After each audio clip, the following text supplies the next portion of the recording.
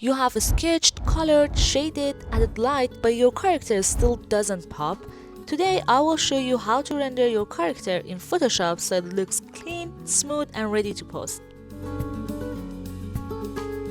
Hi friends, I'm Sogand. I'm a character designer and art teacher, and welcome back. This is the final episode of your character design in Photoshop series. We have gone from a sketch to the base color, and then color grading, and then light and shadow, and now it's time for final part, which is rendering.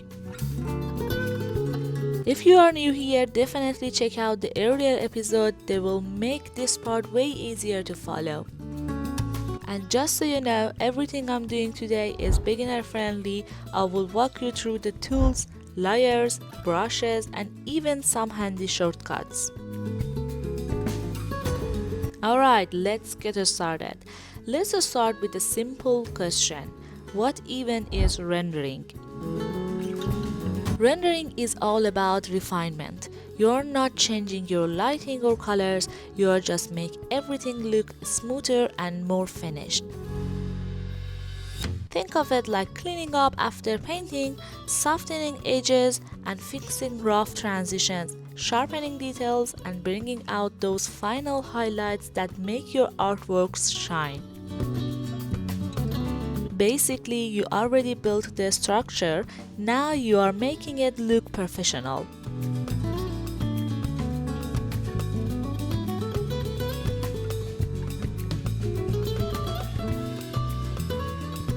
Alright, before we dive in, let's tidy up our file. If you have been following along, your Photoshop file probably has a lot of layers right now. Let's organize them so nothing gets messy. Group all your layers. For example, keep base colors, shadow, and lighting in one folder. Duplicate the full group, just drag it to the new layer icon or hit Ctrl J or Command J. That way you always have a backup. On top, you need to create a new blank layer and name it to render. This is where we will do all our changes. Now for the fun part, actually rendering. Grab a soft round brush with low flow, around 5 to 10%, and gentle opacity like around 30 to 40%. I'm using one of my custom brushes from the brush pack that I made. It has a soft texture that blends beautifully for a flawless look.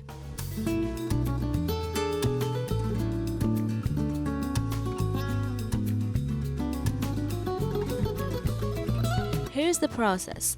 Work from large areas to small details. Start with the big forms like skin, hair, clothing, and only later zoom into the tiny features like lips, eyes, or jewelry.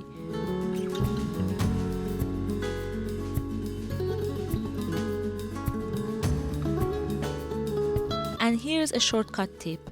Hold Alt or Option on Mac to pick colors directly from your canvas as you blend. This helps you grab midtones naturally. Zoom in and out often. Zoom in, which is Ctrl plus to see texture and brushwork. Then zoom out, which is Ctrl minus to check overall balance. Switching between both prevents overblending.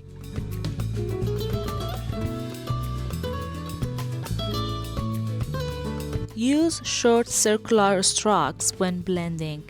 Don't just smudge everything, think of it as sculpting the surface.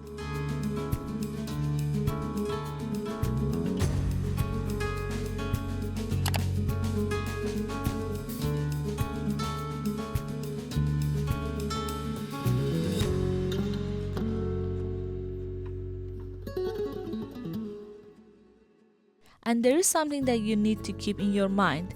Check your lighting. Remember the light direction that you set already. Keep it at consistent. Rendering is about refinement, not relighting.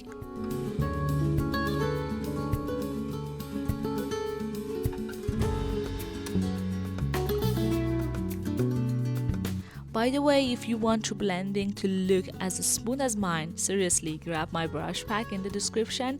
It includes all the brushes I use for rendering, soft blend, texture details, and edge control. It makes a huge difference when you are painting a skin, fabric, or metal.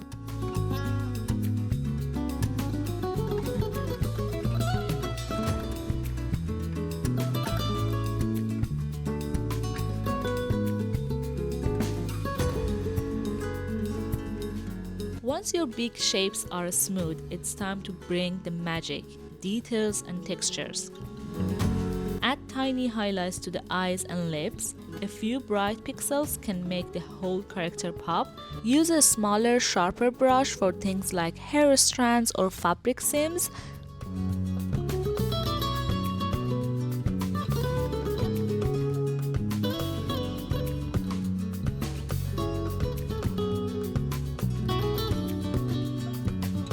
And if you want extra atmosphere, create a new layer set to a screen or color dodge.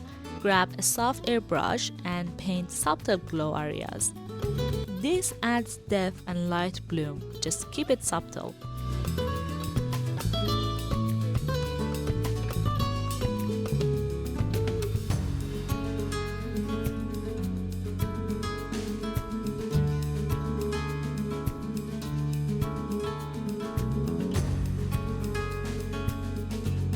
When everything looks great and finished, you can make a merged copy of everything on a new layer. To do that, you need to press Ctrl, Alt, Shift, and E to create a merged copy. And then you can lightly blur or sharpen this for final polish without touching your main layers. Perfect, right?